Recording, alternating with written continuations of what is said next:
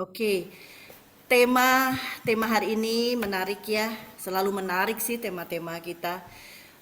Pola-pola dosa. Jadi rupanya memang di saat masa prapaskah ini kan kita sangat-sangat tergoda ya untuk melakukan dosa ya, dibanding masa-masa yang sebelumnya kali ya. Atau karena kita fokusnya mau berjuang Sobari. untuk tidak melakukan dosa, tapi justru Oke. setan-setan itu lebih banyak mendekati kita sehingga kita kok jadi Tadi lebih di bawah nama tergoda saya tuh untuk ada tanggal melakukan atau dosa. apa, saya Nah, nggak tahu. tema Saya nggak hari ikut ini Kak. sangat ini ya menarik karena kita jadi bisa mungkin tahu oh dosa itu ada pola-polanya loh. Nggak cuma bikin baju aja perlu pola, rupanya dosa ada pola. Oh lain ya. Kurang lebih seperti itu. Nah, ini tema dari Risa. Jadi kita dengarkan juga kenapa ada tema ini. Terus nanti setelah Risa buka, nanti langsung Romo Ferdi yang akan melanjutkan dengan pencerahan atau sharingnya ya Romo. Oke Risa silahkan. Thank you, Ri. Terima kasih Romo Ferdi sudah mau membantu kami di sini.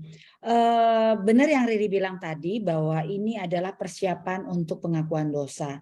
Jadi supaya tahun ini kita mempunyai cara yang berbeda di dalam hal pengakuan dosa ini melalui rumus-rumusan yang kita bahas sore hari ini.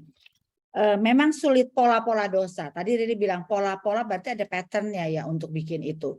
Nah, sebenarnya ibu-ibu semuanya dan bapak-bapak di sini, bahkan mungkin Romo Fedi sendiri, pasti kita semua punya dosa-dosa favorit.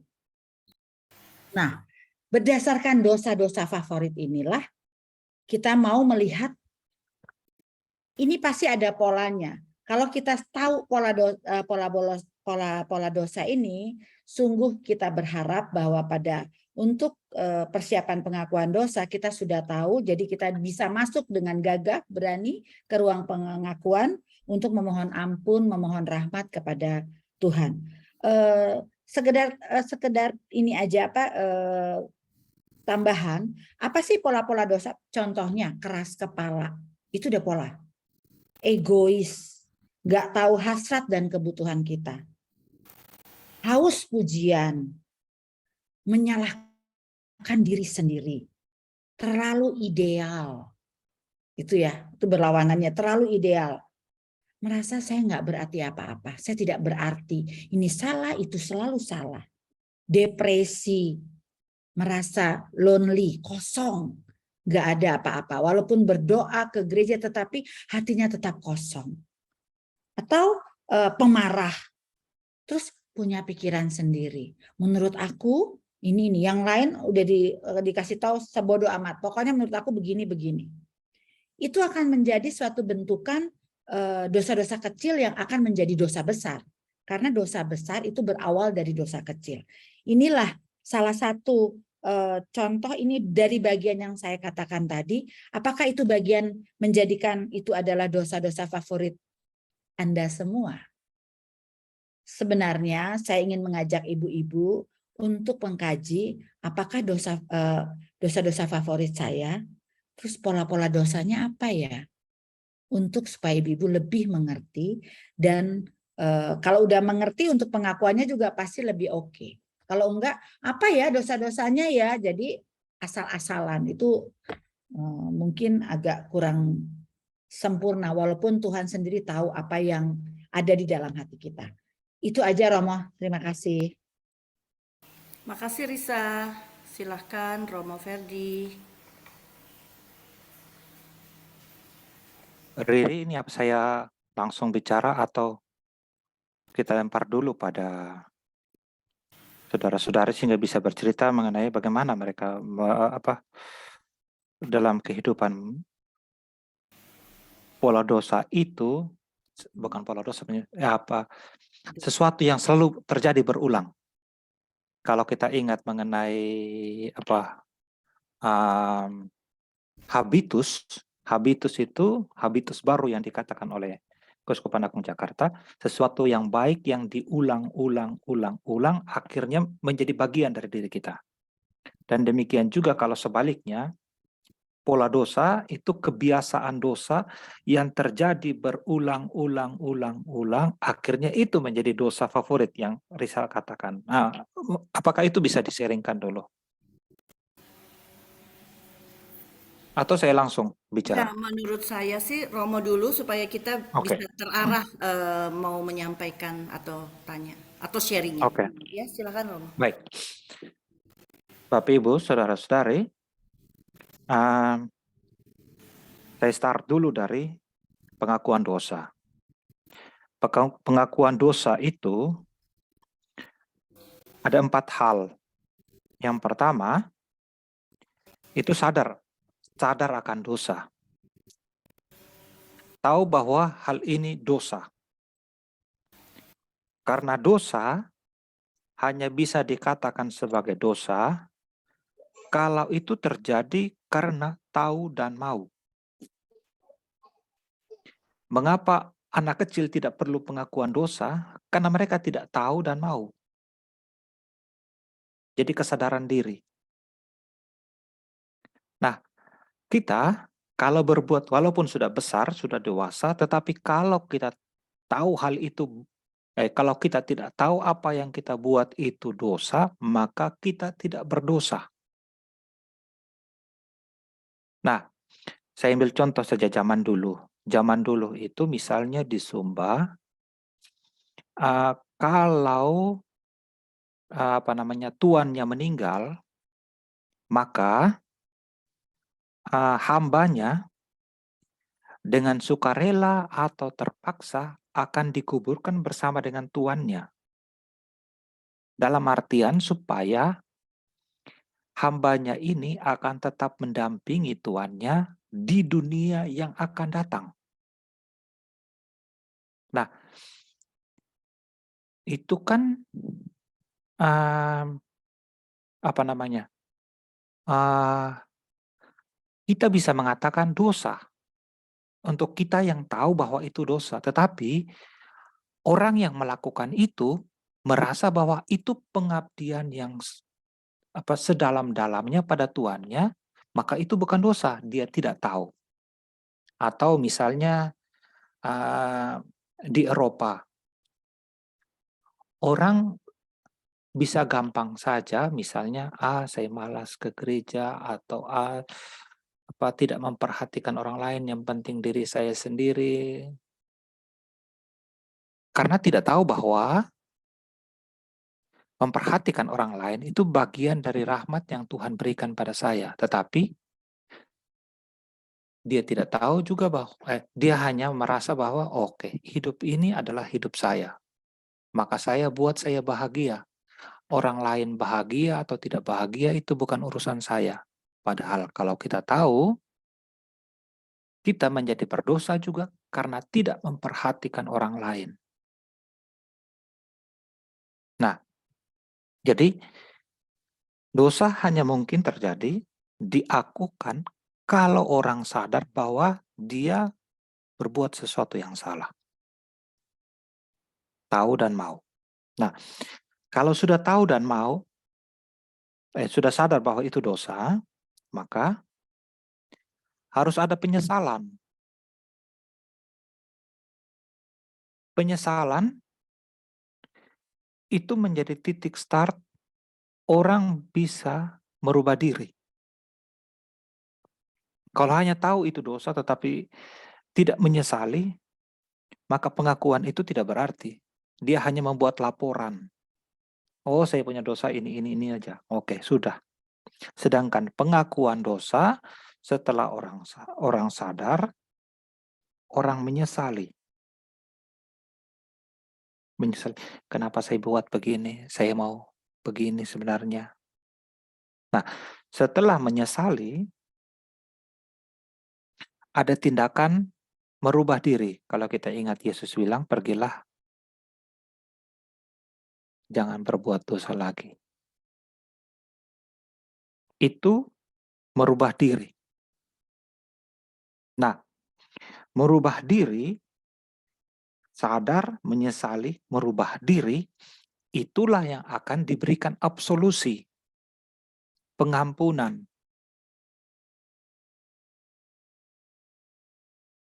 dan sekaligus berkat untuk orang tersebut. Jadi misalnya sama seperti kita kan kalau bilang, mama saya minta maaf. Lalu kalau anaknya tidak merasa menyesal, mama akan susah memberikan maaf bahwa orang ini hanya beritahu bahwa dia minta maaf tetapi tidak ada penyesalan, maka mengampuni itu menjadi juga hanya sebuah persyaratan. Atau manajer saya minta maafin saya salah dalam hal ini. Tetapi kalau dilihat bahwa dia sama sekali tidak menyesali, itu tandanya bahwa dia tidak akan merubah. Itu kan mempengaruhi juga bagaimana dia menerima permintaan maaf itu dan melihat effort orang itu untuk merubah diri. Nah, itu soal persiapan pengakuan dosa dan pengakuan dosa. Dari sana saya mau lihat juga yakni bagaimana kita bisa berdosa. Bisa berdosa, kalau kita omong dosa itu sebenarnya ada banyak hal yang kita bisa bicarakan. Tetapi saya mau omong beberapa hal saja untuk kita kalau misalnya berkaitan dengan pengakuan dosa, persiapan diri. Seperti yang Risa bilang, dosa yang berpola itu keras kepala, haus pujian, menyalahkan diri sendiri, itu berarti sebenarnya ada 4 bentuk dosa. Kalau dilihat dari pola dosa yang Risa bilang, 4 pola dosa. Pertama, kesombongan jasmani. Bacaan hari ini itu bicara mengenai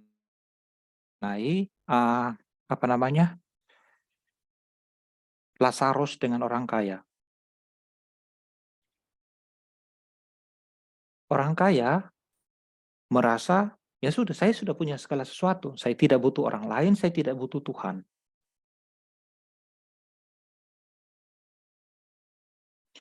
Dan sebenarnya bukan hanya kaya dalam hal materi. Juga kaya dalam hal kuasa, hal waktu, kenyamanan hidup, segala hal itu.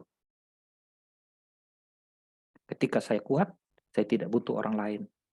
Saya juga tidak mau menggunakan kekuatan saya untuk membantu orang lain. Ketika saya punya pengetahuan yang lebih, ya saya simpan untuk saya. Buat apa berbagi dengan orang lain? Buat apa menolong orang lain? Saya tidak butuh orang lain karena saya sudah tahu. Sehingga ketika orang beritahu saya juga, saya tidak mau terima. Itu kesombongan jasmani. Yang kedua, kesombongan religius. Merasa lebih suci dari orang lain, merasa saya lebih baik dari orang lain. Bacaan yang menjadi referensi kita pada hari ini, itu kan tentang orang Farisi dan pemungut cukai. Orang Farisi merasa bahwa dia sudah buat segala sesuatu yang baik, tidak sama dengan orang berdosa. Dan pada titik itu sebenarnya orang ini berdosa dan tidak bisa berkembang lagi.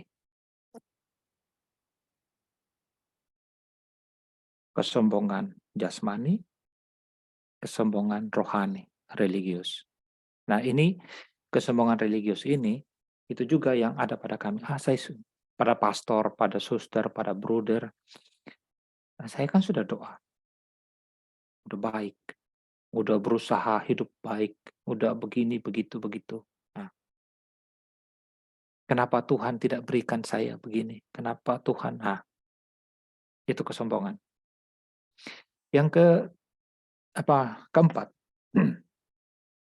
rendah diri jasmani. Rendah diri jasmani itu yakni orang jatuh pada membiarkan diri mengalami apa yang dia alami, yang serba kekurangan. Saya kan sudah begini, Tuhan kan ada pada saya yang yang miskin. Akhirnya orang tidak mau berusaha, malas-malaslah, tidak bekerja dengan tekun. Kalau saya buat begini juga nanti sama saja. Nanti kalau saya berusaha begini, tidak akan berubah. Rendah diri jasmani. Yang keempat, rendah diri rohani. Saya ini berdosa, maka tidak pantas di hadapan Tuhan. Saya ini berdosa, maka saya tidak cocok pergi gereja. Saya ini berdosa, maka tidak pantas berdoa sama Tuhan. Saya ini berdosa, maka saya tidak boleh meminta sesuatu pada Tuhan. Saya ini berdosa. Padahal tidak ada satu dosa pun yang lebih besar daripada rahmat Allah. Jadi, apa yang Risa bicarakan tadi, kita bisa simpulkan dalam 4 hal ini.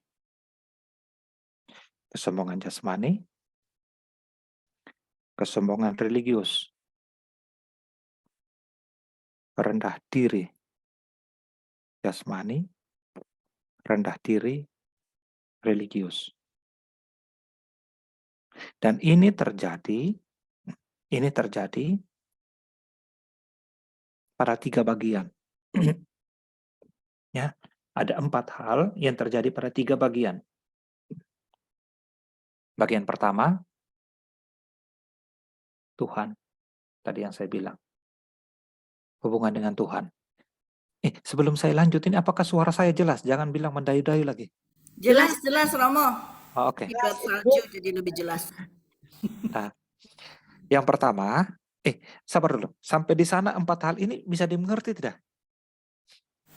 Ngerti banget. Oke. Ngerti banget. Bagus Mo, sistematis. Paham. Ya, lanjut Mo. Oke. Ada 3 hal. Ada 3 hal. Yang pertama, dosa pada Tuhan. Ya. Dosa pada manusia. Dosa pada manusia ini dosa pada diri sendiri dan pada sesama. Jadi bukan hanya sesama saja, pada diri sendiri. Contoh dosa pada diri sendiri itu gantung diri, itu yang paling ekstrim. Atau tidak mau belajar, merasa cukup dengan diri. Nah, itu dosa pada diri sendiri. Atau apa namanya ya? Yang tadi saya bilang merasa diri tidak bisa berkembang, merasa diri tidak bisa bergerak. Nah, itu dosa pada diri sendiri. Lalu yang bagian dari yang kedua itu yakni dosa pada sesama. Dosa yang ketiga yang Paus Fransiskus omong itu yakni pada alam ciptaan. Jadi 4 hal yang saya katakan itu terjadi pada 3 bagian ini. Pada Tuhan. Kalau kesombongan rohani ya, saya beri contoh tadi ya, kesombongan rohani, saya tidak perlu Tuhan. Hidup saya sendiri sudah cukup. Nah, menjadi dosa ketika kita tahu. Saya ulang lagi yang bagian awal penjelasan saya. Yang pertama itu menjadi dosa karena kita tahu dan mau. Sedangkan orang yang ateis kita jadi bisa bilang dosa karena dia tidak tahu. Oke? Nah, lalu sesama pada manusia, sesama dan diri sendiri. Itu 3 hal, 4 hal itu masuk pada bagian sesama manusia. Lalu pada alam. Nah,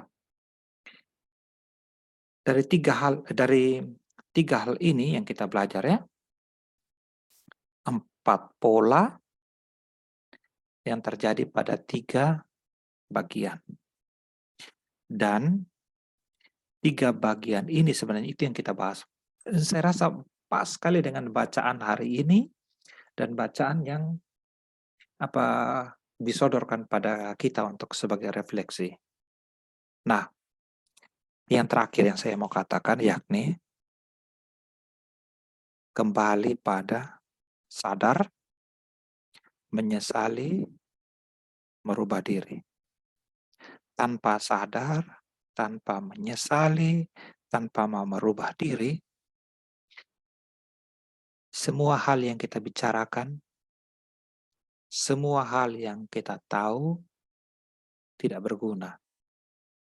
Makanya dikatakan, mungkin kita sudah tahu, dosa itu efeknya yakni efek rohani dan efek jasmani.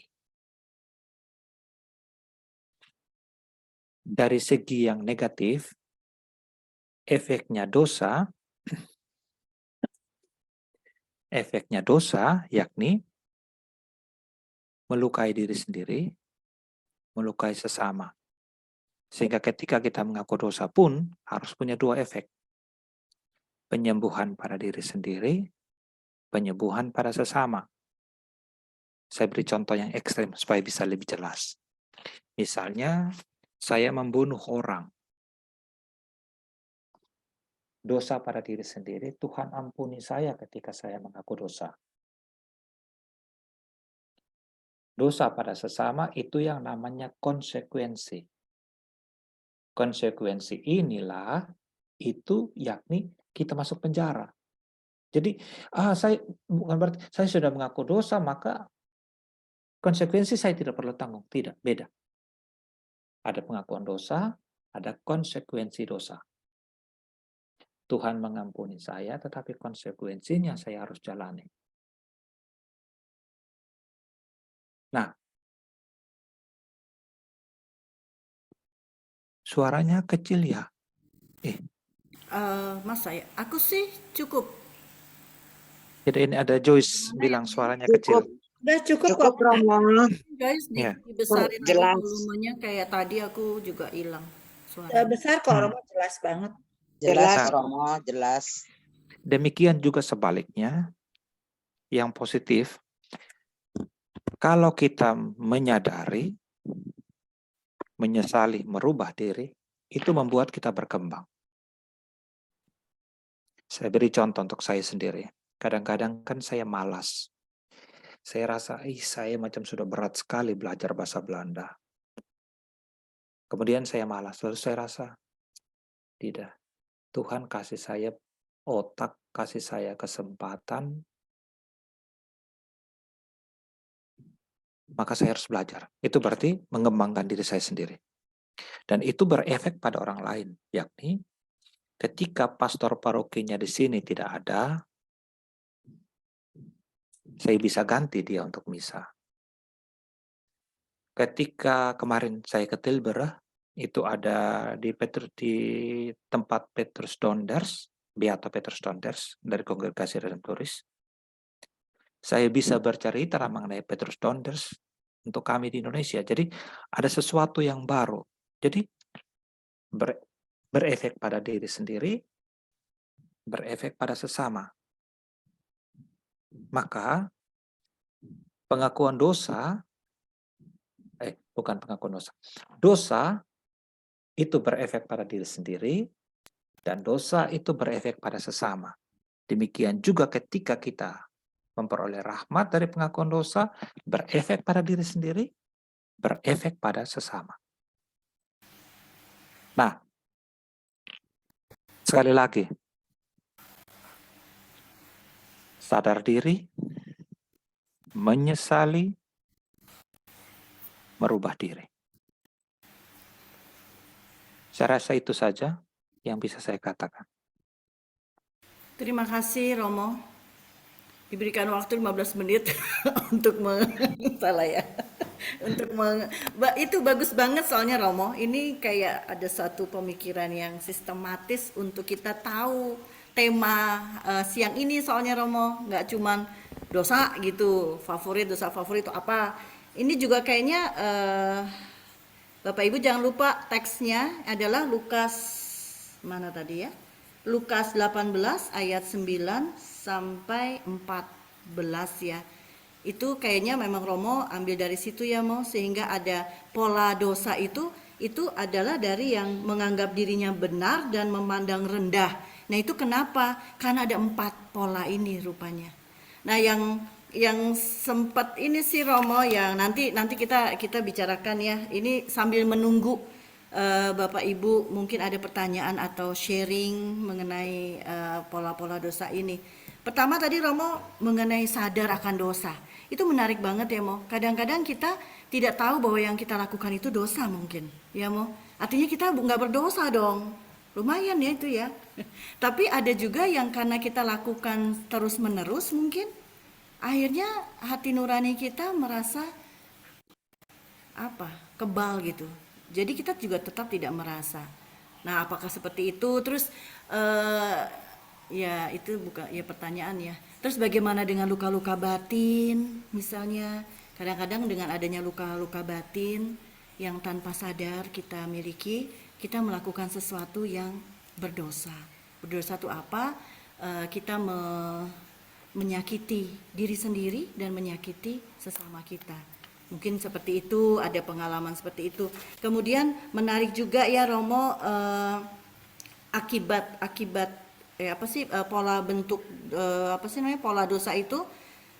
Keempat itu itu ternyata semuanya efeknya ke rahmat Allah ya. Kalau kita sombong jasmani maupun rohani, ya rahmat Allah tidak kita sadari ya. Dan ekstrim juga kalau kita rendah diri, jasmani maupun rohani, rahmat Allah juga tidak kita alami, tidak kita rasakan. Dan akhirnya akibatnya adalah ke diri kita dan sesama. Baik Romo, terima kasih banyak pencerahannya yang kayaknya akan banyak pertanyaan.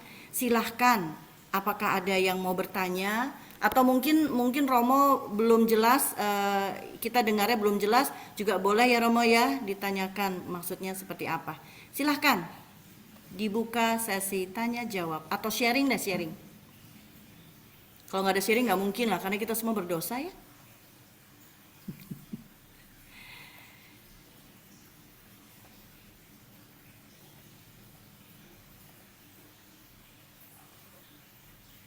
Mari silahkan. Ini bagus banget untuk mempersiapkan diri kita dalam sakramen pengakuan. Ibu Ong yang pasti banyak dosa itu Bu Ong. Romo Fedi ingin dengar dari Ibu Ong. Mana Tante Ong? Dibuka dulu.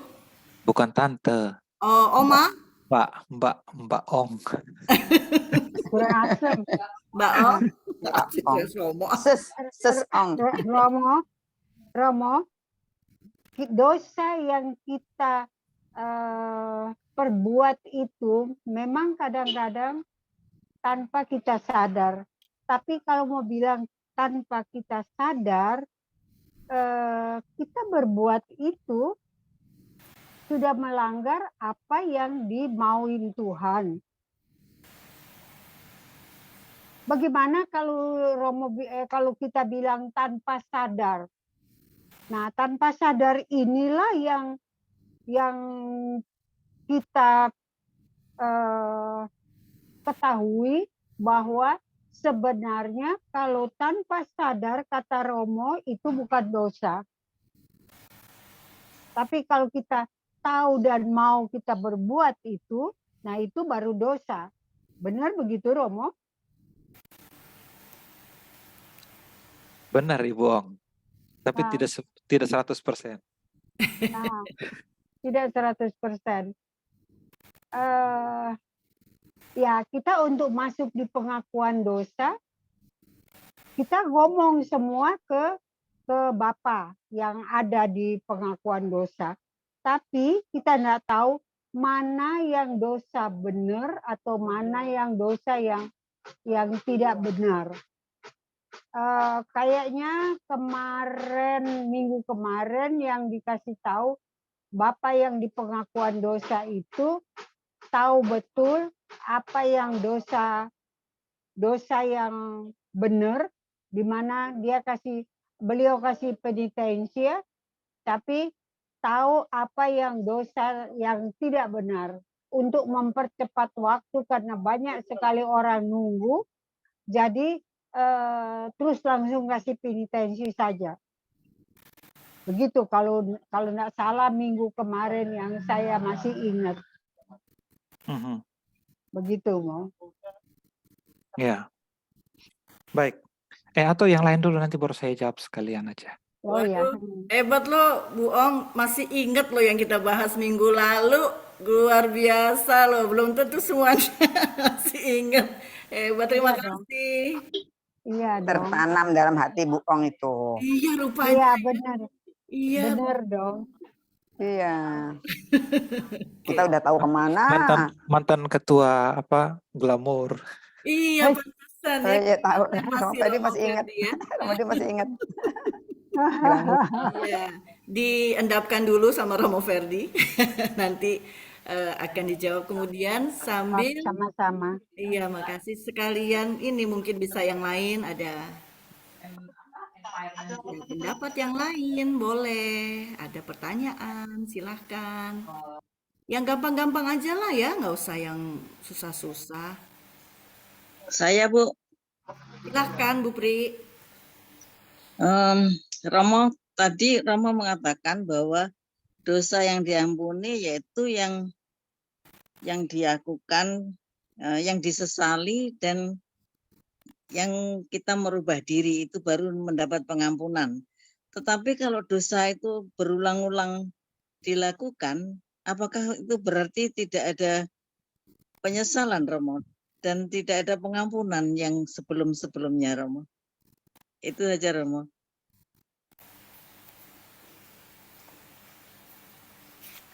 Jadi menanyakan dosa yang berulang-ulang ya.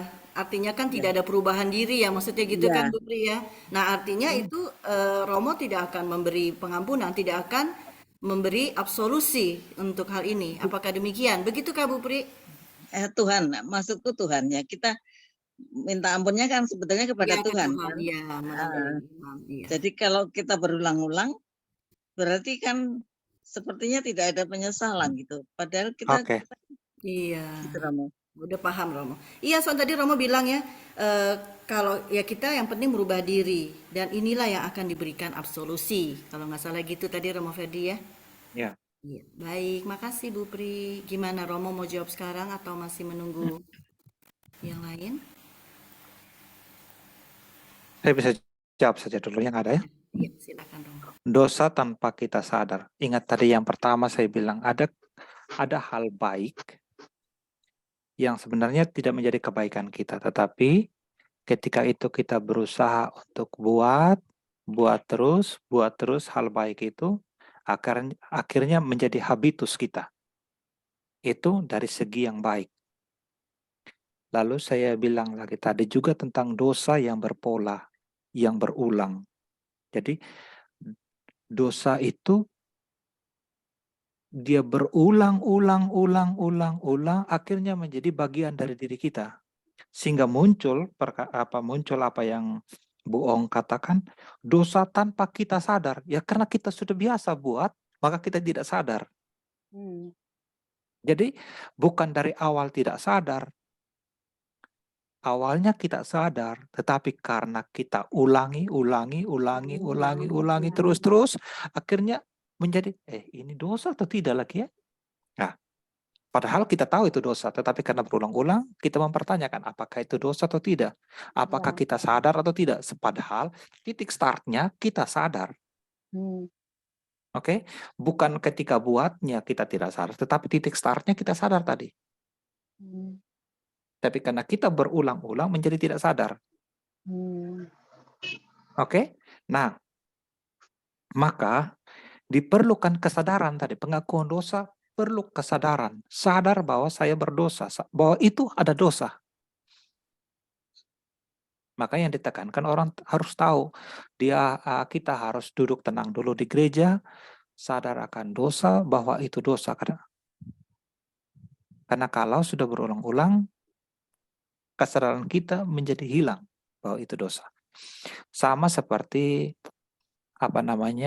kita yang pakai baju putih bersih. Ketika ada 1 titik, 2 titik, 3 titik, itu kelihatan bahwa itu kotoran. Tetapi ketika baju putih itu sudah kotor, maka tambah 1 kotoran, 2 kotoran, kita tidak rasa bahwa itu kotoran. Demikian juga dengan dosa. Ketika kita sadar, kita dosa. Tetapi ketika itu sudah menjadi kotoran secara umum, maka kita tidak bisa melihat bahwa itu dosa. Itu yang menjadi kebiasaan. Habitus dalam hal negatif. Nah, lalu sambung tadi, dosa yang berulang, tidak ada penyesalan. Beda antara tidak menyesal dengan menyesal, bagaimana? Beda antara menyesal dan tidak mau merubah diri, berusaha merubah diri, dengan menyesal tapi tidak merubah diri. Mengerti maksud saya? Ya Kita kayak pasti ya, kita Simon kita Leven itu menyesal. loh, Romo. Ya kan, Ya. kayak orang Simon Leven. Kita menyesal.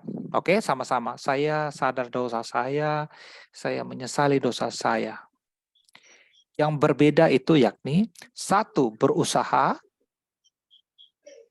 untuk tidak berbuat dosa lagi.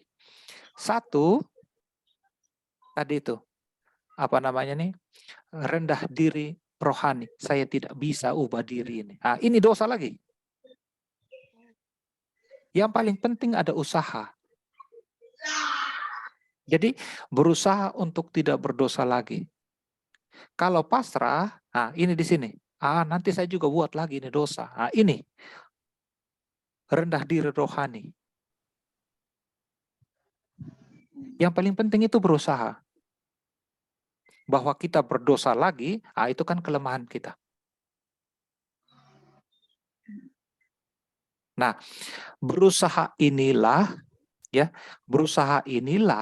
yang mendatangkan berkat untuk Tuhan. Berkat dari Tuhan. Kalau kita merasa tidak mampu, tidak bergerak, maka Tuhan bilang apapun yang ada padanya akan diambil.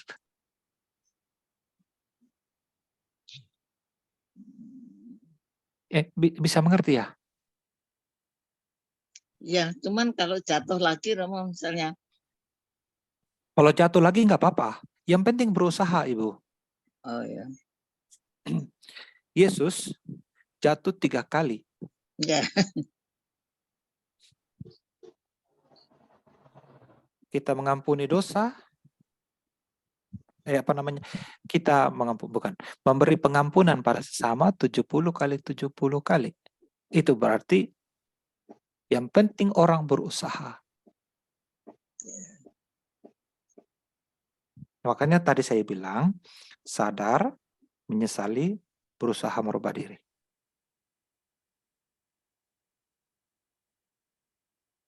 Oke.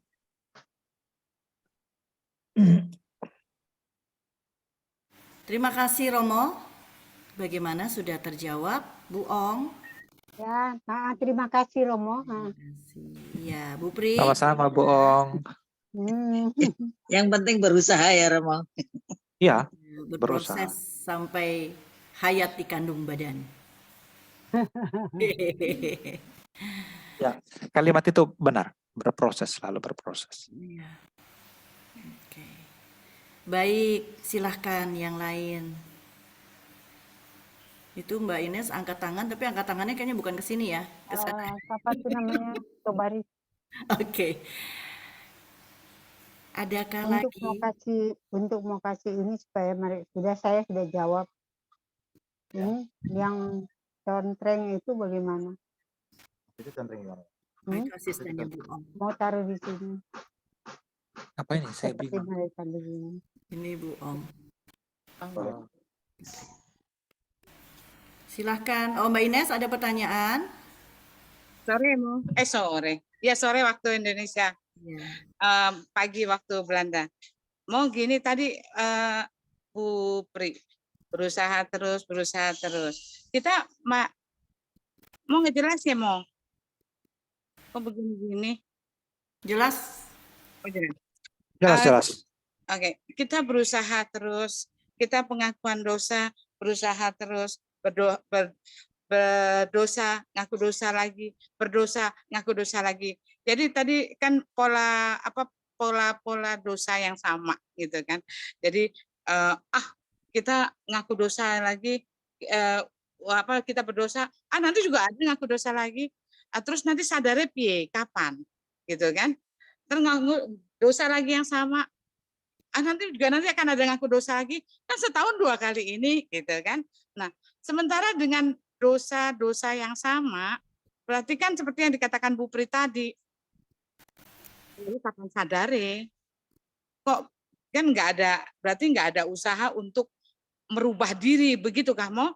Berarti kan tidak ada untuk merubah diri, tidak ada usaha untuk mau memperbaiki diri dari dosa yang sudah dilakukan lagi gitu.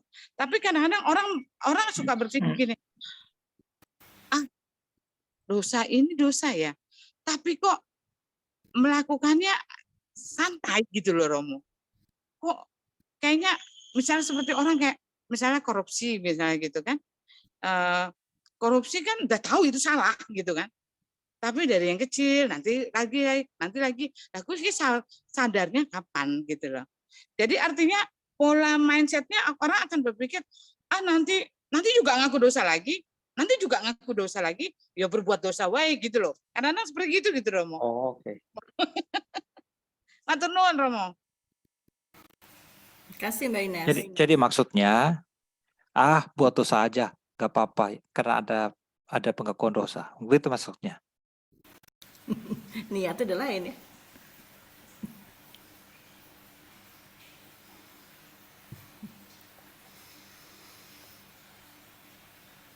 Oke. Yang lain dulu, Romo? Yang lain. Oke, yang lain dulu. Kita kumpulin pertanyaan.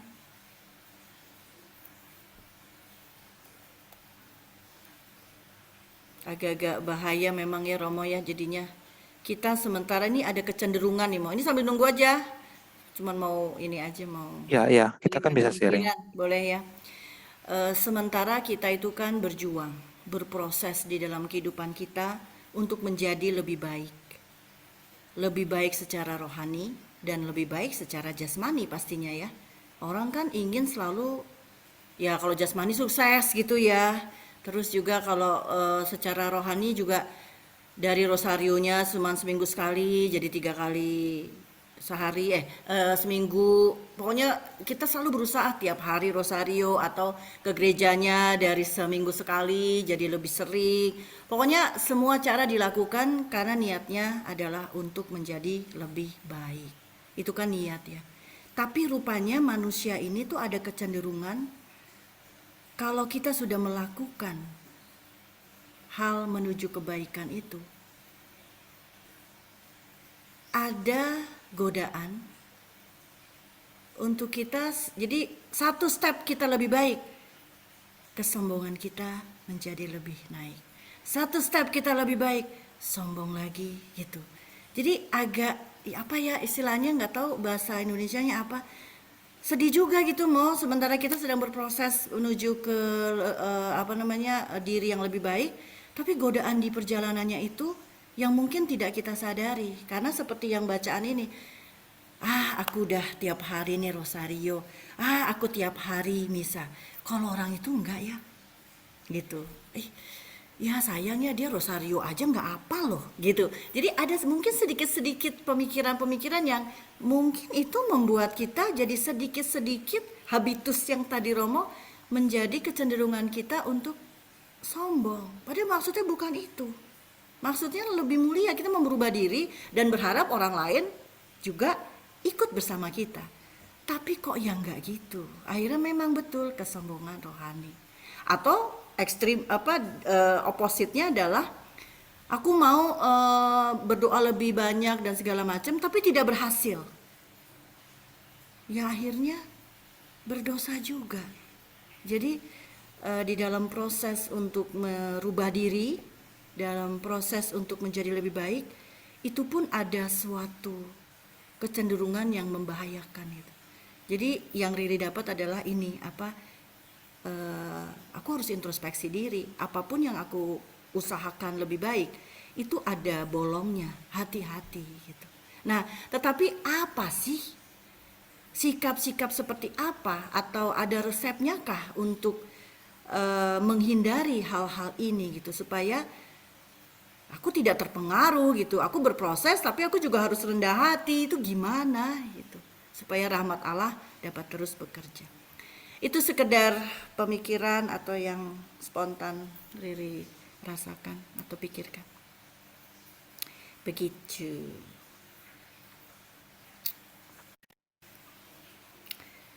Oke. Begini, Ines. Sudah berusaha, tidak bisa, lalu selalu berulang, kapan sadar? Nah, gak apa-apa berbuat dosa, yang penting ada pengakuan dosa. Nah, begini, tingkat usaha orang kita tidak bisa nilai dari luar. Ada kemungkinan kita melihat dia sudah berusaha, ternyata tidak berusaha. Ada kemungkinan kita melihat dia tidak berusaha, ternyata dia berusaha. Hanya bahwa dia jatuh lagi. Sehingga benar apa yang Riri bilang itu, yakni your internet connection is unstable. Halo, apakah dengar saya? Masih bagus sih Romo. Halo, Masih bagus, Mo. halo. Oke. Tidak, Masih. karena punya saya tertulis your internet connection is unstable. Nah, yang menjadi persoalan itu yakni usaha. Jadi kalau dia berusaha itu bagus. Kalau dia tidak berusaha, maka itu menjadi dosa. Kalau yang Ines bilang, berbuat dosa aja, nanti ada pengakuan. Ini tidak ada nilai berusahanya. Nilai usahanya tidak ada. Malah dia sadar bahwa dia berdosa, maka buat dosa lagi. Jadi semakin dalam dosanya. Jadi tadi yang saya bilang ada dua, sadar, berusaha dan tidak berusaha. Nah, dia ini sudah tidak berusaha, malah makin dalam lagi dosanya. Nah, kalau pertanyaannya sampai kapan, tergantung sadar, menyesali, berusaha merubah diri. Sampai kapannya itu jawabannya. Kalau tidak sadar-sadar, ya tidak bisa berubah. Tidak bisa berubah. Lalu kalau Riri bilang tadi, sikap seperti apa untuk menghindari hal ini? Supaya kita sudah berusaha, kita sudah menyesal, kita sudah sadar, kita sudah menyesal, kita mau merubah diri, lalu kita sudah berusaha merubah diri hari demi hari, tapi kadang-kadang godaan dalam perjalanan itu ada.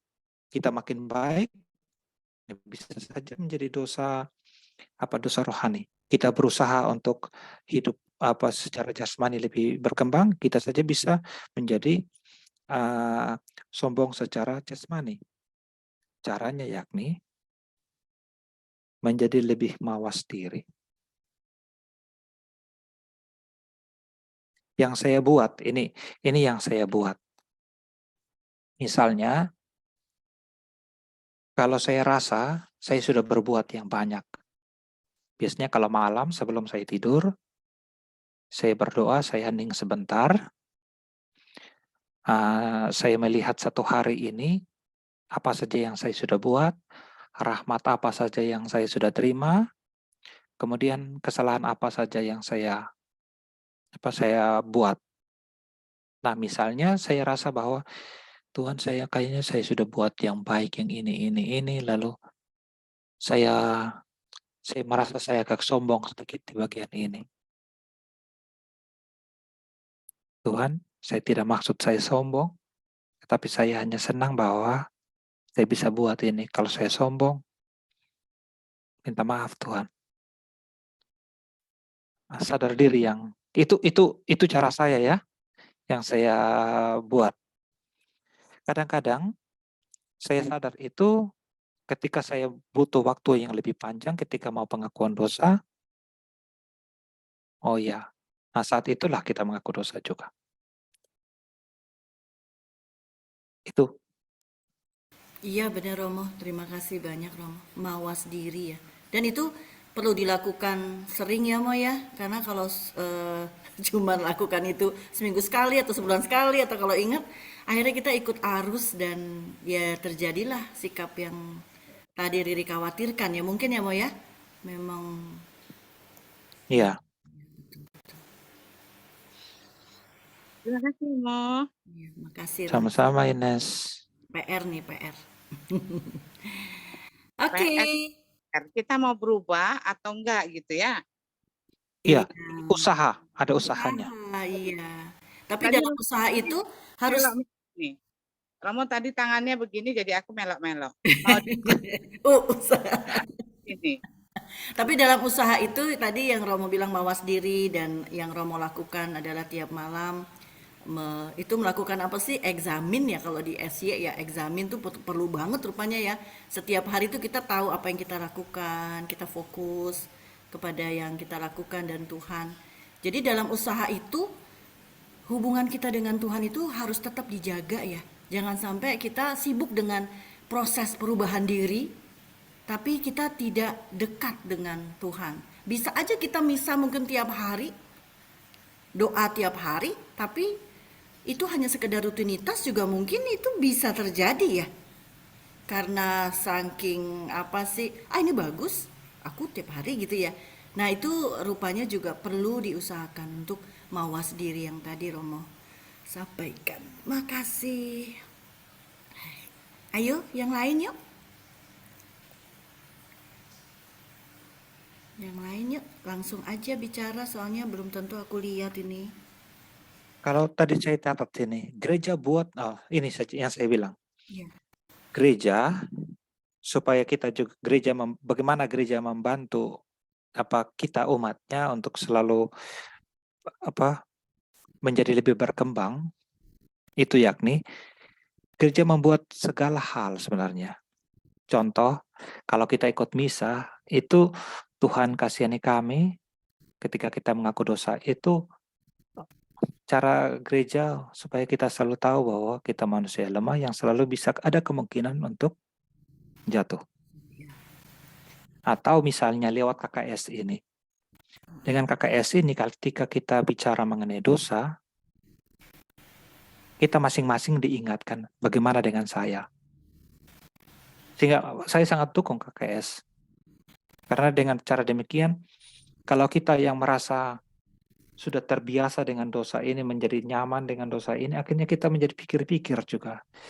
Saya kan buat dosa ini. Walaupun orang lain tidak tahu, tapi kan kita tahu. Kita sebagai pribadi tahu. Bahwa kita selalu buat ini yang mungkin orang lain tidak tahu. Lalu, ini. Tadi saya lupa jawab Bu Ong mengenai absolusi untuk dosa yang diakui, Bu Ong ya. Bu Pri. Apa yang Bu Pri ya. Bu Pri omong tentang dosa yang diabsolusi. Diri, Lalu Bu Ong bicara mengenai Pater Romonya tahu memberi absolusi yang mana. Karena begini, kadang-kadang ini ya, kadang-kadang kan orang merasa bahwa itu dosa, ternyata sebenarnya tidak dosa. Saya beri contoh. Romo, ini pengakuannya ya, saya beri contoh. Romo, kemarin saya tidak sempat datang ke gereja karena ketika saya mau datang ke gereja, mama yang sedang sakit muntah-muntah. Makanya saya urus mama dulu. Ketika selesai urus mama, saya lihat ternyata jamnya udah mau selesai gerejanya. Jadi saya tidak datang gereja. Nah ini kan bukan dosa. Jadi tidak datang gereja itu bukan dosa. Karena ada hal yang lebih penting daripada datang gereja itu. Atau misalnya, ini saya beri contoh yang kadang-kadang orang mengaku dosa yang sebenarnya bukan dosa. Romo, saya itu tipu pada suami. Kalau lihat tipu pada suami kan berdosa. Lalu kan makanya butuh jelaskan maksudnya tipu seperti apa. Nah, ternyata suami itu sering menggunakan uang tidak pada tempatnya dan itu menyengsarakan keluarga. Nah, kalau ibu ini tidak simpan uang dan tidak memberitahukan, bagaimana? Kalau ibu ini tidak menyimpan uang Dan kalau uang yang dia simpan dia akan berikan pada suami, maka uang itu akan ludes dan itu akan menyengsarakan keluarga. Itu tidak dosa, karena ada hal yang lebih besar. Oke? Nah, itu mengapa kadang-kadang kita juga perlu memberitahu saya dosa ini karena begini. Nah, itu kan kesadaran.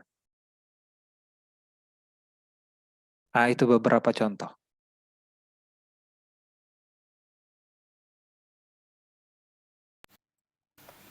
Iya, cukup jelas Romo.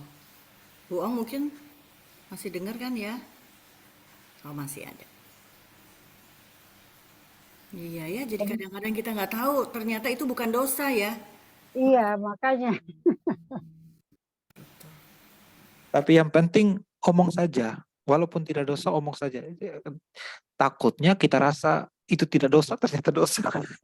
Iya, Iya. jadi omong saja. Baik. Silahkan yang lain. Atau Risa mungkin mau menunjuk atau mau memberikan apa pertanyaan pancingan? Kan Risa tahu sekali nih.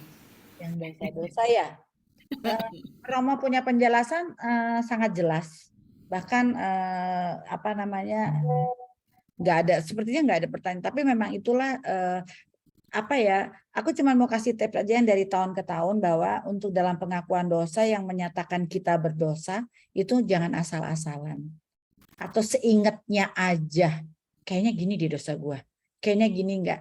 Karena sakramen tobat itu adalah sebuah sakramen yang justru itu KKS ini selalu saya akan mencari tema-tema mengenai dosa. Dosa-dosa bukan berarti menakutkan, tetapi membuat kita menjadi lebih berpikir jernih bahwa apa itu dosa favorit, pola-pola dosa apa, nanti pokoknya harus saya akan berusaha memberikan itu semacam dengan dosa, nanti pada akhirnya kita akan bertemu dengan akar-akar dosa. Semuanya kenapa saya berikan dosa gitu Romo, saya ingin bahwa pada saat kita masuk ke dalam sakramen tobat, kita mempunyai kualitas yang lebih baik daripada tahun lalu, sehingga Yesus kita sendiri pun tersenyum melihat kita di dalam kamar pengakuan bahwa udah berubah kamu ya. Gitu mau itu aja sih, tujuannya cuman itu. Kamu sudah berubah Risa. Terima kasih ya kamu sudah mengerti. Padahal apapun yang kamu tidak sampaikan aku pasti sudah mengampuni kamu.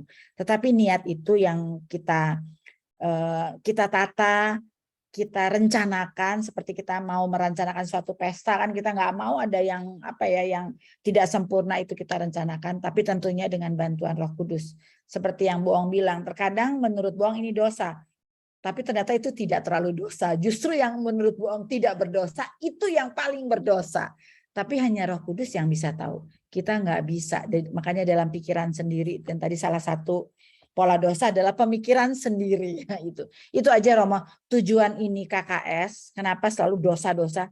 Sebenarnya untuk pada saat kita masuk ke dalam ruang sakramen itu, kita menjadi pribadi yang berbeda, dan Tuhan bisa tersenyum melihat kita bahwa banyak kemajuan kamu ya. Itu aja Romo sebetulnya. Masalah diampuni udah pasti diampuni, masalahnya udah bukan, persoalannya bukan diampuni atau tidak, tetapi pasti itu diampuni, hanya bagaimana kita kayak Romo bilang berusaha. Usaha yang dia nilai semua. Seperti kita melihat anak-anak kita kan begitu ya. Usaha yang kita lihat bergigi, begitu nilainya jelek juga kita nggak akan marah, tetapi kita menilai usaha ini udah mati-matian dia belajar. Itu aja Romo. Iya. Terima kasih. Kita mau ngimbangi yang Risa bilang sampai terharu ya, waktu Rabu Abu kemarin misa tuh membludak, umatnya tuh banyak banget, mau 2 kali 3 kali misa tetap aja penuh. Di Nikodemus pun 500 tiap misa, padahal udah 3 kali ya. Nah kita ingin lihat nanti pada saat kesempatan sakramen taubat apakah juga cukup banyak itu yang datang untuk mengakukan dosa-dosanya. Semoga demikian ya. Tadi Bu Christine ya angkat tangan ya Bu. Iya silahkan Ibu. Iya. Baik, terima kasih Mbak Riri, Bu Risa.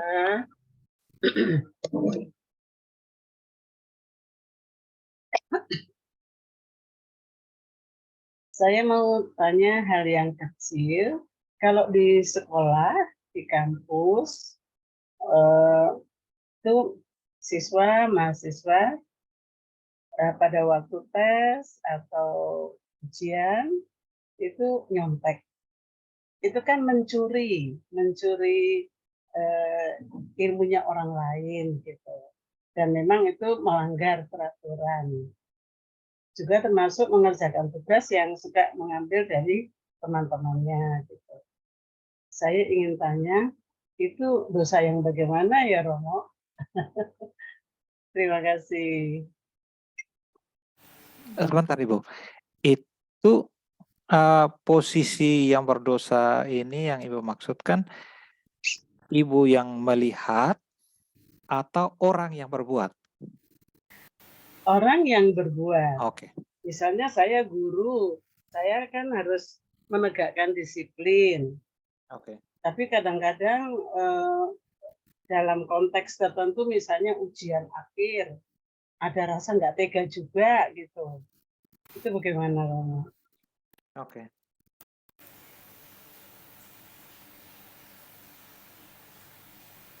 Iya. Kasih Bu Christine. Terima kasih Bu. Ibu, tadi saya kembali yang tadi saya bilang ya. Ada dosa, ada konsekuensi dosa. Ini tadi yang saya jelaskan. Ada dosa, ada konsekuensi. Begini. Dosa, konsekuensi dosa. Nah, dosa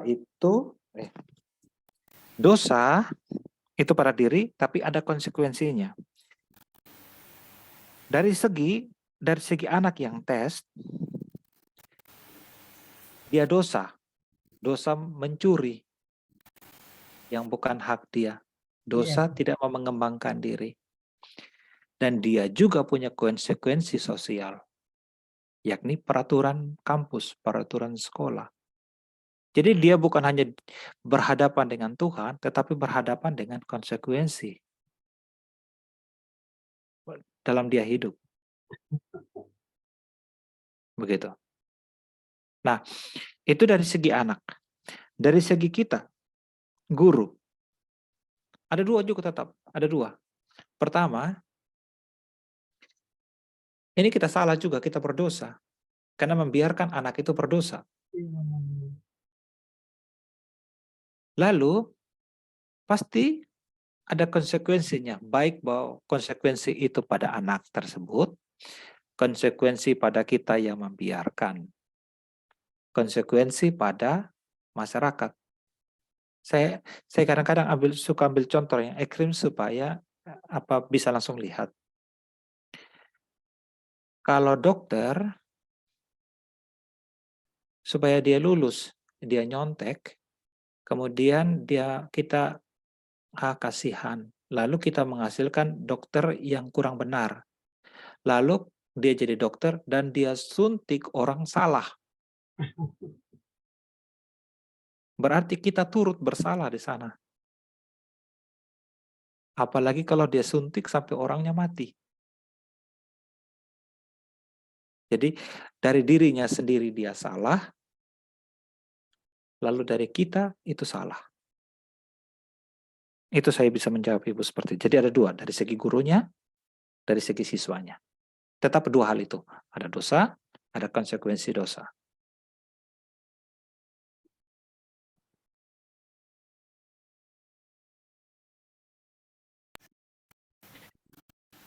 Begitu Bu Christine. Gimana Bu Christine? Terima kasih. Saya mau tanya, boleh? Oh, boleh. Siapa? Mbak Lani. Enggak gini, saya punya teman tetanggaan itu satu iman ya, sama-sama Katolik. Itu bermusuhan Jadi kalau di lingkungan itu satu datang, yang satu nggak mau datang gitu. Apakah kita dosa kalau kita nggak mendamaikan mereka? Satu lingkungan ya jadi mereka tuh tetanggaan tapi musuhan kita dosa nggak kalau kita nggak mendamaikan? Jadi maksudnya menjadi baikan mereka gitu. Apakah kita harus wajib untuk mendamaikan mereka, Mo? Makasih. Siapa tadi yang tanya? Bu Lani. Lani. Adanya Pak Agus. Ibu Lani, Adanya Pak Agus. saya merencana mau ke Jerman, tapi hanya sekitar sini saja. Mungkin minggu depan saya akan ke Telepon aja Pak Agus. Frankfurt. Tidak ke Frankfurt, Ibu. Kan ada acara di sana. Oke, begini Ibu. Apakah kita wajib? Sebenarnya kita wajib. Karena sama seperti yang dalam Santo Paulus bilang, kalau kepala sakit, jari merasa sakit. Kalau jari sakit, seluruh tubuh merasa sakit. Mengapa? Karena kita satu tubuh. Jadi, kalau pertanyaannya, apakah kita wajib? Kita wajib sebagai satu tubuh. Nah, sekarang, apakah kita berdosa? Sabar dulu. Berdosa kalau, pertama lagi, berusaha, tidak berusaha. Kalau ibu sudah berusaha mendamaikan mereka dan tidak terjadi, ibu tidak berdosa. Tetapi kalau kita tidak ada usaha, maka bisa menjadi dosa. Ini dari segi kita ya Ibu ya. Ya. Nah, saya tidak mau mengatakan dari segi orang yang bertengkar tadi. Ya. Dari segi orang yang bertengkar sebenarnya juga dosa. Jadi ada dua kita ya. Dari sisi kita pihak lain, ini dari sisi orang yang bertengkar. Begitu. Tetapi juga harus dilihat kasus per kasus juga. Begitu. Karena secara umum kita bisa mengatakan dosa, tetapi kita harus dalami bagaimana, mengapa itu terjadi. Begitu. Karena khawatir kita bisa bilang, kamu salah. Ternyata setelah kita dengar cerita secara keseluruhan, belum tentu dia salah. Ya. Gitu. Saya selalu ingat cerita yang Titanic atau pertanyaan, ada di sebuah kapal ada tinggal seorang pergilah berlibur seorang bapak dengan istrinya.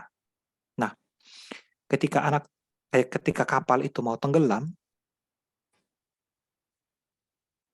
bapak ini langsung lompat di skoci meninggalkan istrinya di kapal dan istrinya akhirnya mati tenggelam. Nah, semua orang itu mempersalahkan bapak ini. Kenapa kamu itu lebih mementingkan dirimu sendiri daripada menyelamatkan istrimu? Kenapa kamu tidak memberikan peluang masuk skoci itu pada istrimu? Kenapa kamu ambil? Semua orang mempersalahkan dia. Terakhir, baru dikatakan bahwa istrinya yang menyuruh dia untuk melompat dalam skoci karena perjalanan mereka ini adalah perjalanan terakhir karena istrinya menderita sakit parah. Sehingga kalau istrinya yang melompat di skoci tidak akan membantu untuk anaknya yang masih kecil. Tetapi kalau suaminya yang melompat dalam skoci, suaminya selamat, suaminya bisa menjaga anak itu. Jadi istrinya mau melompat dalam skoci atau tidak dalam skoci, dia akan meninggal dalam waktu cepat. Sedangkan bapak, dia bisa menjaga anak itu. Jadi peristiwa ansihnya itu tidak bisa mengatakan bahwa apakah ini salah atau tidak salah, apakah ini berdosa atau tidak berdosa. Jadi kita harus lihat lagi mengapa sampai seperti itu. Itu ceritanya. Mesti dalamin dulu kenapa sampai terjadi itu ya, Mbak. Ya. Tapi diri kita sendiri itu ada dua tadi, usaha. Thank you. Terima kasih.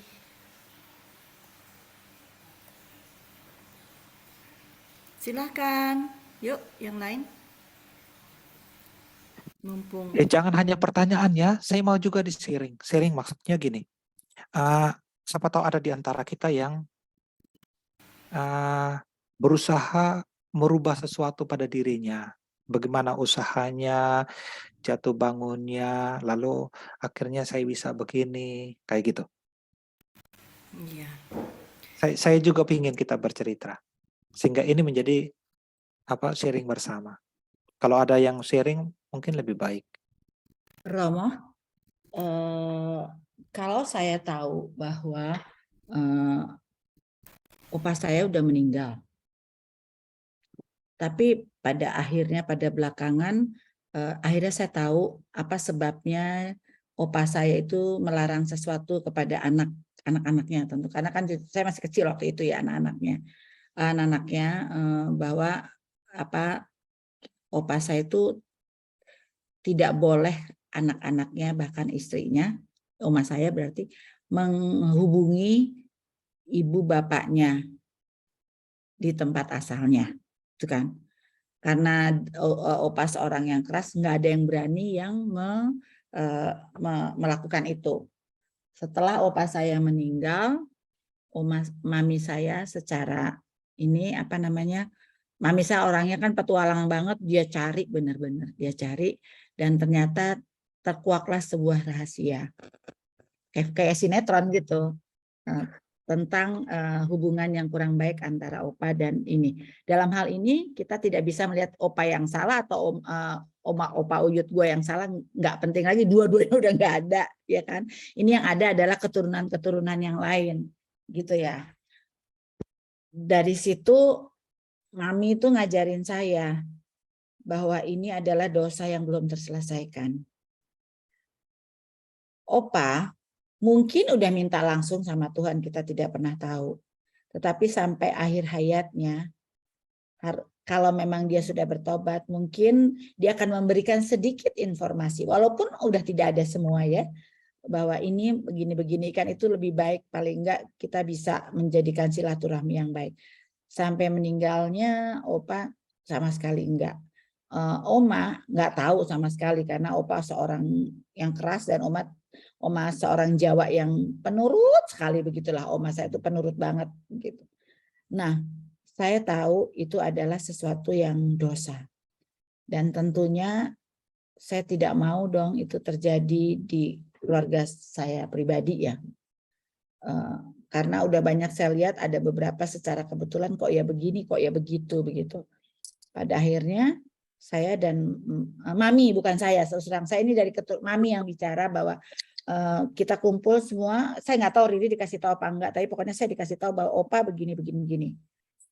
Masalah opa udah bertobat itu kita nggak pernah ada yang tahu, tetapi buah yang kita lihat sampai detik opa meninggal pun opa mempunyai kesempatan yang cukup banyak karena dia sakit ya, yang cukup berlama-lama gitu, tidak berusaha mengungkapkan itu kepada salah satu anaknya kayak apa, tolong ini gitu, karena enggak. Jadi dalam pikiran kami, Tunggu, nggak bisa. dalam pikiran mami itu bahwa itu sesuatu yang harus diselesaikan. Untuk itu mami menyatakan itu, kitalah yang ada dan kitalah yang tahu. Kita mohonin ampun, dan waktu itu saya punya kesempatan tapi saya tahu nggak semua Romo mengizinkan itu, tetapi apakah itu dari bagian ataupun boleh apa tidak, yang saya pikir adalah niat saya di dalam sakramen tobat. Saya menceritakan itu kepada Romo Widi bahwa saya tahu kejadian ini, saya mohon ampun. Romo bilang nggak apa-apa, kamu bagus mewakili orang yang udah nggak bisa kan ya, udah nggak bisa ini lagi mengampuni. Apakah itu Tuhan terima atau enggak, itu udah urusan Tuhan. Yang penting Risa mempunyai niat yang baik bahwa mohon ampun atas dosa-dosa yang Risa ketahui, dan mohon supaya kesalahan yang seandainya belum ini terselesaikan, jangan sampai maksudnya terjadi di anak saya dan keturunan saya berikutnya, karena saya tahu itu perbuatan yang sangat tidak baik dan merusak kedua belah pihak, merusak rahmat yang telah diberikan kepada Tuhan. Itu Romo, dan itu mungkin saya rasa dari teman-teman pasti banyak yang terjadi case by case. Karena saya berani mengungkapkan itu secara case by case bahwa saya tahu, akhirnya saya tahu gitu loh, karena Mami cari tahu gitu loh. Untuk itu ternyata memang agak sungguh tragis dan banyak yang sangat disakiti gitu loh. Dan sampai saat ini pun saya masih mendoakan mereka bahwa apa ya, itu kan dosa yang kita nggak pernah kita nggak pernah tahu, dan itu terjadi dan itu tidak terselesaikan gitu loh Romo, ngerti nggak? Kalau itu aja, itu terjadi dalam hidup saya, tapi saya percaya bahwa Tuhan pasti udah mengampuni. Tapi apakah perbuatan itu mungkin tidak masuk dalam ini, tetapi saya juga tidak terlalu, ini yang penting niat saya bahwa saya mencintai mereka, saya mau mereka benar-benar diampuni, itu aja Romo. Ya, bagus. Terima kasih untuk sharing. Oh gitu ya Riz, nggak tahu Riri. Iya. Nanti Riri, aku ceritain sesungguhnya. Saya nggak tahu Mami ceritakan, dan kamu pasti akan sangat sedih, pasti kamu akan sangat sedih, dan itu kalau nanti kita cerita berdua. Jadi Ya udah, oke. Terima kasih sharingnya. Tuh gitu, ada yang sharing ya Romo ya. Ya, saya suka Iya. juga perjuangan. Iya, Romo Ferdi sudah memberi banyak di sesi ini. Sekarang kita mau memberi sesuatu untuk Romo Ferdi ya, Mo. Iya, Dengan iya, bagus sharingnya benar. ya. Iya, silakan. Yuk. Silakan. Biasanya banyak kan di sini, ada siapa? Ada Bu Kelly, ada Bu Ina, ada Pak Markus, David. Ayo, Mbak Ina, Ricky. Yuk kita sharing.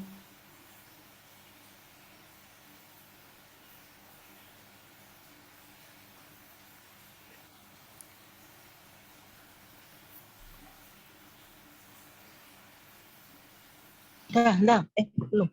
Ya udah. Pak Markus ya. Iya. Ya, selamat Pak sore, Markus. Romo. Sharingnya. Selamat pagi, Romo. Iya. Terima kasih Bu Risa, Bu Rip, atas waktu dan ruang yang diberikan pada saya. Saya ini ingin tanya, Romo, supaya kami tahu juga. Begini, Romo, beban dosa itu kan jadi beban juga ya, Romo ya.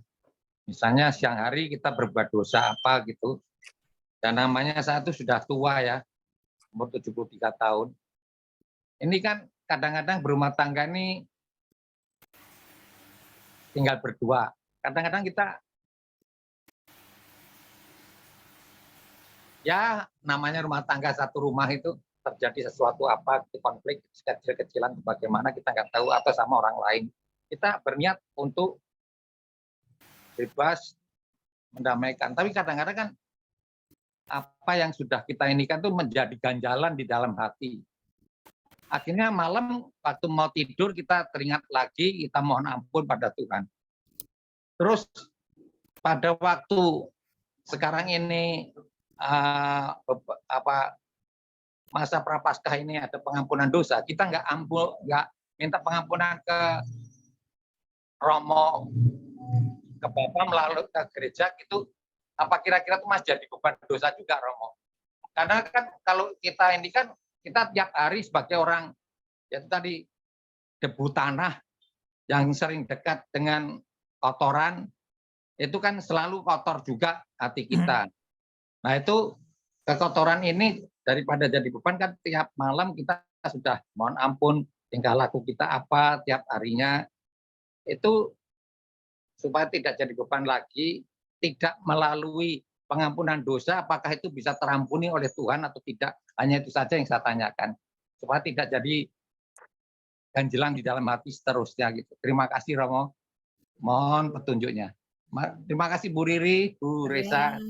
Mari Pak, kirain mau sharing.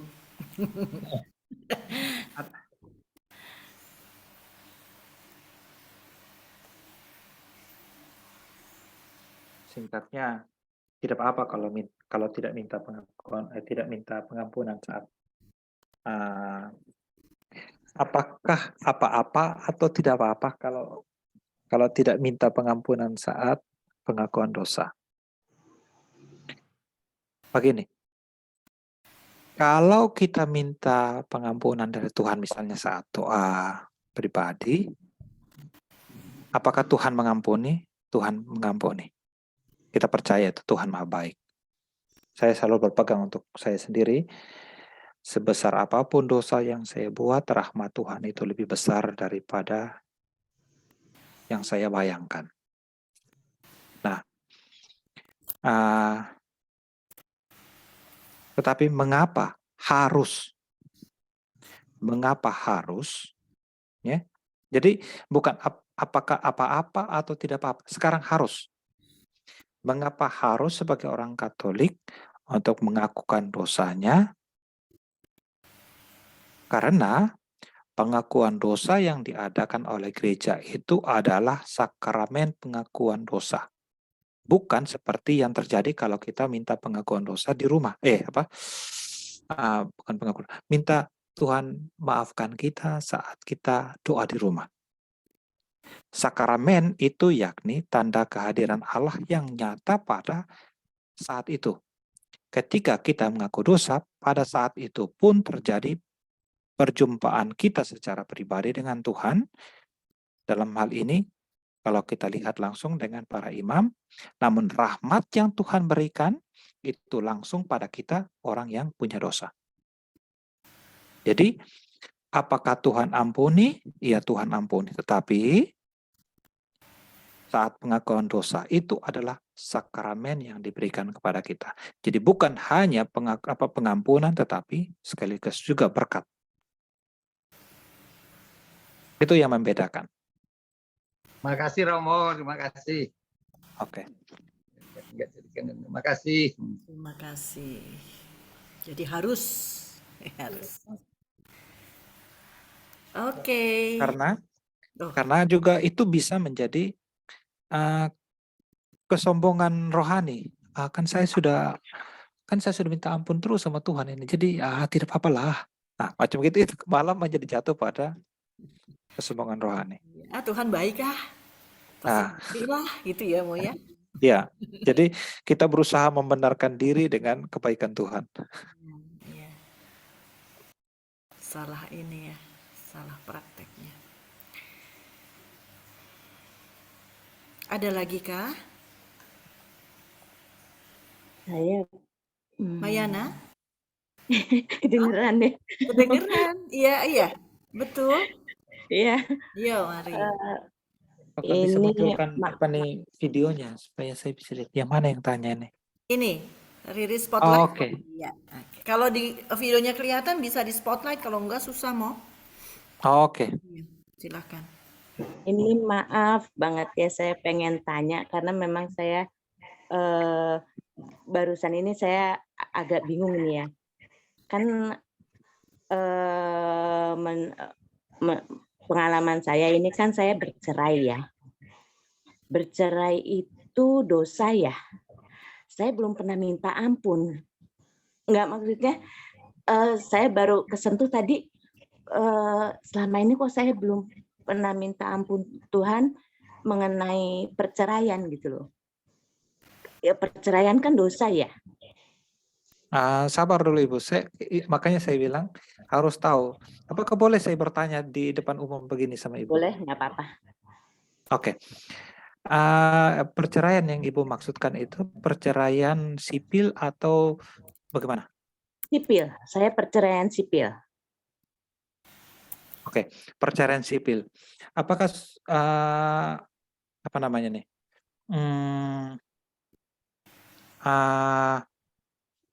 Perceraian gereja sudah terjadi? Enggak ada perceraian gereja. Bukan Katolik. Oke, begini. Iya, tetap aja dalam Protestan itu kan tanya ada. Ya, saya nggak tahu. Ya, Iya. Begini, Ibu. Kalau dalam ajaran gereja Katolik ya, perceraian sipil tidak terhitung sebagai sebuah perceraian.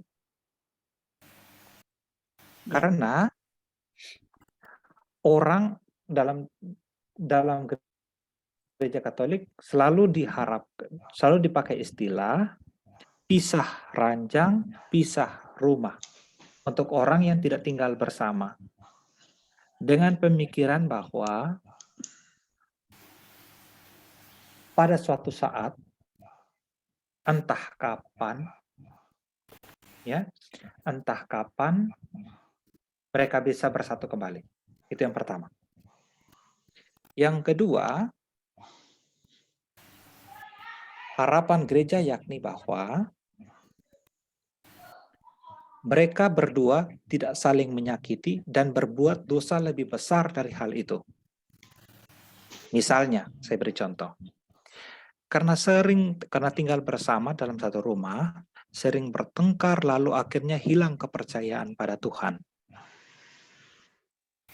Lalu karena hilang kepercayaan pada Tuhan, maka memandang dunia ini menjadi lebih gelap. Ya. Pisah rumah, pisah tempat tidur, tidak omong, dan lain-lain. Itu salah satu cara bagaimana supaya orang tetap fokus pada hal yang baik. Nah, kalau kebaikan itu menjadi lebih besar, maka tidak apa-apa. Maksudnya bukan tidak apa-apa, maka hal itu yang menjadi lebih diutamakan. Makanya saya bilang, apakah boleh saya bertanya? Tetapi berbeda karena saya tidak mendalami kasus ibu, harus dilihat lagi, ini sebenarnya apa yang terjadi? Apakah apakah ini hanya keegoisan ibu dan mantan suami ibu? Atau bagaimana? Nah, kalau itu keegoisan pribadi, maka ini dosa. Jadi yang pertama, enggak, kan karena adanya perselingkuhan, berarti pada saat perceraian ini, karena bercerai ini, saya juga jadi ikut berdosa gitu. Begini Ibu, dalam gereja Katolik, kalau pihak lain yang berselingkuh dan menyebabkan perceraian, dan Ibu dengan sendirinya, begini, ini peristiwa orang selingkuh, satu dosa, satu tidak dosa. Oke? Satu dosa, satu tidak berdosa. Kalau satu dosa, dan ini mendorong orang ini berdosa, maka dia berdosa. Misalnya, ibu menyebabkan dia berselingkuh, atau ibu menyebabkan akhirnya berpisah, atau ibu mendorong supaya ini berpisah, maka itu tidak ada pengampunan. Kalau tidak ada pengampunan, maka itu dosa. Tetapi kalau dia selingkuh dan ibu mengampuni, tetapi akhirnya tetap berpisah, ya, tetap berpisah, maka orang ini berdosa, ibu tidak berdosa. Untuk gereja Katolik, ibu hanya perlu mengakui dosa bahwa saya punya keadaan demikian, nanti akan diampuni dosanya. Lalu ibu ini dalam gereja Katolik ya Bu ya, ibu yang ini tetap boleh komuni, boleh tetap menerima semua sakramen yang ada dalam gereja. Sedangkan pihak yang ini tidak boleh.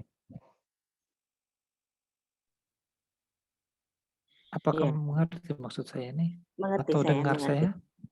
Dengar, saya dengar. Saya dengar. Oke. Saya dengar.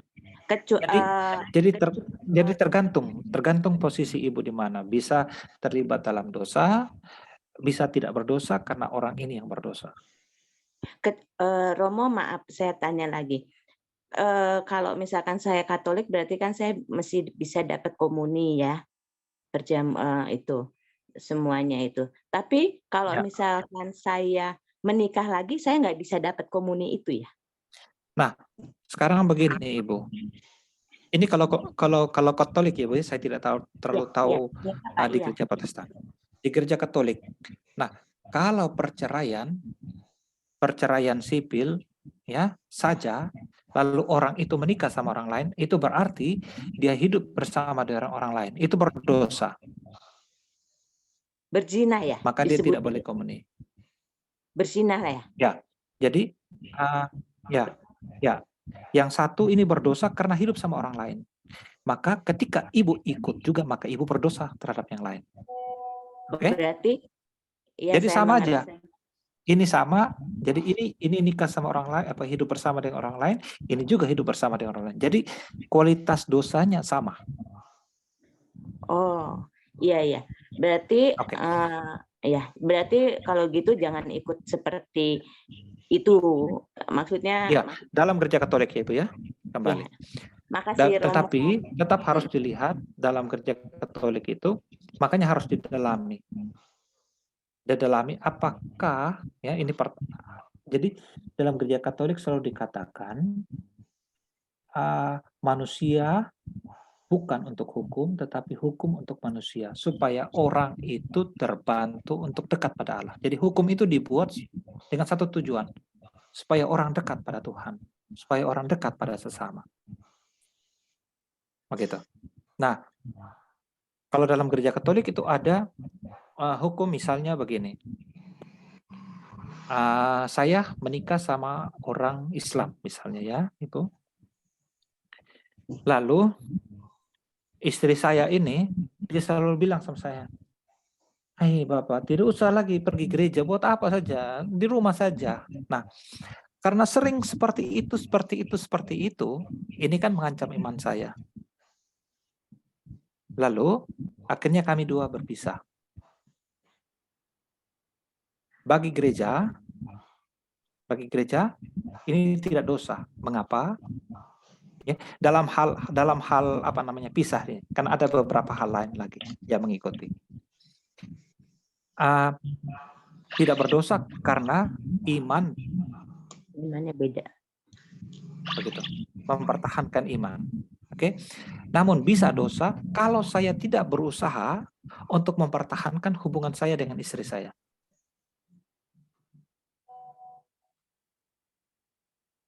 Gitu.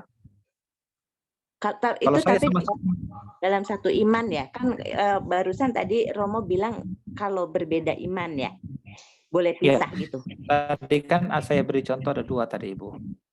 Ada orang Katolik dengan orang Katolik, yang kedua orang Katolik dengan orang Islam. Orang lain, iya. Begitu.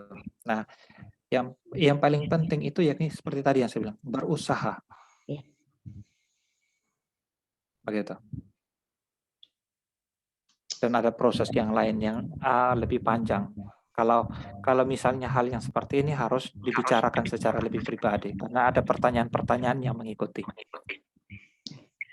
Iya. Karena misalnya kalau hubungan seperti ini akan ditanyakan dulu pacarannya itu seperti apa.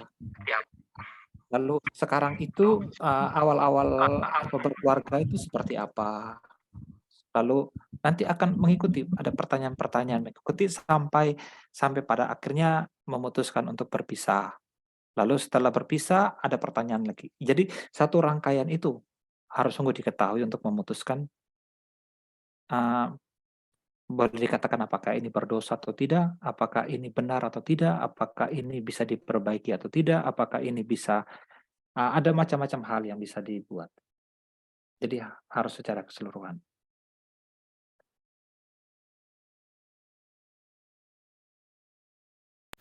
Oke. Bagaimana? Saya harap bisa dipahami karena ini memang kalau soal perkawinan kalau bisa dibahas secara keseluruhan itu sangat sulit. Kami belajar mengenai hal ini itu 6 bulan. 6 bulan? Iya, 6 bulan. 6 bulan. Khusus hanya untuk perkawinan. Jadi kalau saya jelaskan sekarang ini agak rumit nanti panjang. Jadi harus kasus. Iya, makasih Romo udah ya. Iya, makasih ya. Romo. Terima kasih Romo.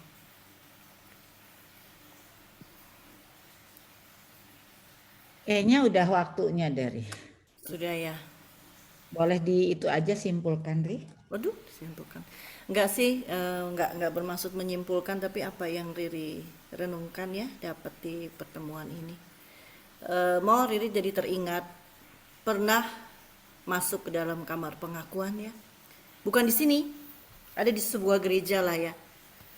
Karena ini pengakuannya cukup ya, maksudnya untuk Riri lumayan harus mengaku dosa yang benar-benar gitu ya.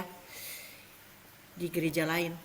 Itu tersentuh sekali ya Mo, karena pada saat masuk ke dalam ruang pengakuan, yang Riri lihat itu pertama kali bukan Romo, tapi ada gambar besar di balik Romo. Itu Bapak sedang memeluk, ada ya kerahiman ya, gambar kerahiman ya Mo ya, yang anak yang hilang ya. Tapi yang bapaknya itu duduk, terus Ya. anak itu berlutut gitu, terus dia, aduh itu belum ngomong apa-apa, belum. Jadi kayak itu Tuhan tahu niatku tuh apa. Itu udah rasanya maknyes gitu. Maknyes tuh maksudnya udah bukan fokus lagi ke dosa.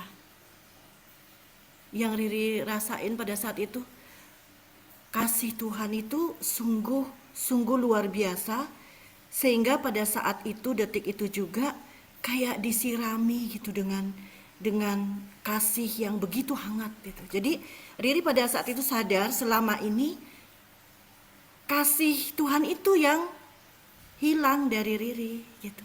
Pada saat itu Riri sadar, pada belum mengucap apa-apa, tapi sudah menyadari, oh iya, kehangatan kasih Tuhan itu hilang gitu.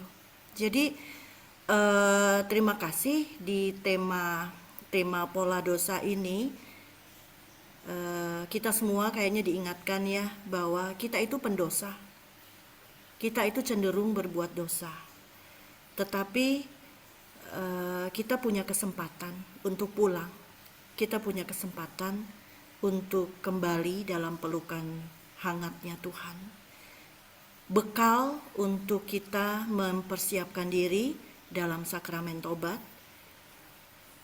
Kita sudah tahu pola-pola dosa, kita sudah banyak memahami dari tema ini bahwa bukan hanya pertobatan yang diperlukan, bukan hanya mengakui kesalahan saja, tapi kita sudah harus tahu dosa-dosa yang kita lakukan itu apa, dan yang terpenting adalah perubahan diri.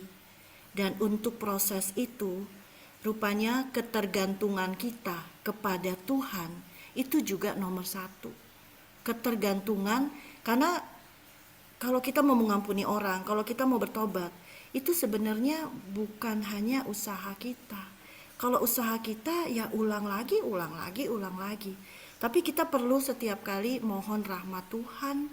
Seperti yang tadi Romo mawas diri aja harus tiap hari, supaya fokus kita kepada rahmat Allah itu, bukan hanya kita.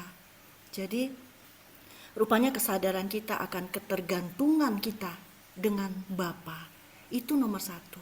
Karena kita adalah pendosa, proses apapun yang membuat kita lebih baik, tetap kita adalah pendosa yang mau bertobat dan mau merubah diri. Makanya tetap harus ada relasi yang dekat dengan Bapa. Kasih karunia itu yang tadi Riri awal cerita, itu jangan sampai hilang. Jadi kadang-kadang kita nggak sadar bahwa kehangatan kasih Allah itulah yang membuat kita ingin dekat, ingin bertobat. Bukan hanya aturan, kamu melakukan ini, kamu selingkuh nih misalnya, kamu harus ada konsekuensinya, kamu begini, kamu ada, nah enggak. Tapi lebih kepada kasih itu akan kembali kita rasakan. Sehingga fokus kita bukan hanya untuk minta tolong diampuni saja, tapi kita mau berubah karena kita mau merasakan kasih Allah. Katanya di Roma ya, upah dosa adalah maut. Tetapi kasih karunia Allah adalah hidup yang kekal dalam Kristus Yesus, katanya Roma 6. Dan kita lihat di teks yang anak yang hilang, dia mau kembali kepada Bapa karena dia tahu dia bergantung kepada Bapa, sehingga mau nanti diperlakukan tidak seperti anak pun nggak apa-apa, karena aku mau bergantung pada Bapa. Jadi bukan karena aku mau kembali sebagai anak Bapa, bukan, tetapi aku tergantung kepadamu Bapa. Jadi itu penyesalan yang perlu perubahan diri, dan yuk kita pulang gitu. Terima kasih banyak Romo Ferdi, pencerahannya, sharingnya, Bapak Ibu. pengalamannya, juga Terima pertanyaan. kasih banyak juga Riri semua. Iya. Bisa. Bagus banget. Baik, kita tutup dengan doa Romo dan mohon berkat Tuhan dari Romo. Jadi sebelum kita kamar pengakuan, marilah kita membayangkan gambar itu. Iya, Untuk menggugah kita punya apa ya, kadangkala kita memang butuh sesuatu untuk menolong kita masuk ke dalam sesuatu yang apa yang kita lakukan. Enggak kaku begitu loh Romo, alat bantu lah, istilahnya alat bantu. Dengan melihat itu menjadi kita masuk ke dalam kehadirat. Itu yang susah, masuk ke dalam kehadirat Tuhan. Bukan datang, yang penting kan pengakuan dosa saya, cuman nggak ada enaknya gitu. Itu paling saya nggak suka untuk diri saya sendiri. Tapi kalau masuk ke dalam kehadirat Tuhan, datang, akui. Oh, indahnya. kesadarannya. Iya. Itu Bapak Uskup ya pernah menyampaikan pada saat kita mempersiapkan diri untuk sakramen tobat, jangan fokus kepada dosa kita dulu. Betul. Tapi fokus kepada apa yang Allah telah berikan kepada kita. Betul. Jadi penuhilah hati kita dengan rasa syukur karena Allah yang melakukan itu semua. Terus baru kita menilik apa yang kita lakukan kepada Tuhan. Dari situ pengakuan kita bukan hanya karena kita telah melanggar Tuhan, tapi kita nyeselnya habis-habisan karena apa yang kita terima nggak sesuai dengan apa yang kita berikan dan tidak akan pernah sesuai. Gitu. Jadi mungkin dasar dari pengakuan dosa adalah kasih Allah ya kepada kita. Iya. Indahnya. Terima kasih. Iya. Silakan Romo. Doa dan berkat Tuhan. Mari kita berdoa. Dalam nama Bapa dan Putra dan Roh Kudus. Amin. Amin. Allah Bapa kami yang Maha Pengasih dan Penyayang, kami bersyukur untuk kehidupan yang Kau berikan pada kami, untuk setiap pengalaman kami, untuk setiap perjuangan kami. Kami bersyukur untuk berkat-berkat yang boleh kami terima untuk kami, untuk keluarga kami, untuk saudara-saudari kami. Kami juga bersyukur untuk kesempatan ini kami boleh berbicara bersama untuk semakin dekat padamu, untuk tahu, menyadari bahwa Engkau mencintai kami, setiap pribadi. Dan Engkau selalu mengundang kami untuk dekat padamu. Terima kasih untuk KKS ini. Terima kasih untuk semua orang yang berbuat baik, memberikan kesempatan pada kami untuk menjadi lebih baik. Kami mohon kepadamu, Engkau terangi kami, perjalanan hidup kami, keluarga kami, semua orang yang kami bicarakan, semua orang yang ada dalam hati dan pikiran kami, dan orang-orang yang membutuhkan doa-doa kami. Dan dengan berkat-Mu aku memberkati anak-anak-Mu dalam nama Bapa dan Putra dan Roh Kudus. Amin. Terima kasih Romo. Terima kasih Romo Terima Ferdi. kasih. Jangan keluar Salam dulu ya. dari Keluar dulu Maudi. salam dari Belanda. Makasih. Kita mau difoto ya. Oh, difoto dulu ya. Iya, sebentar. Ini Maudi. Silahkan dibuka videonya. Ini demi Romo Ferdi saya nggak pulang dari gereja. Hai, demi ya. Oke, yuk. Hebat, Kalau hebat. nggak bisa, Mbak Heni nggak bisa buka ya. Aku masih Iya Mbak, kameranya nggak bisa. Ya, oke, yuk. Udah ya. foto. 1, 2, dan 3. Slide pertama, Cis. Oke, slide kedua. Iya, Ida nggak buka. Enggak, banyak cucu. Oke, nggak apa-apa. Oke, 1, 2, 3, Cis. Oke. Terima kasih Romo, Riri.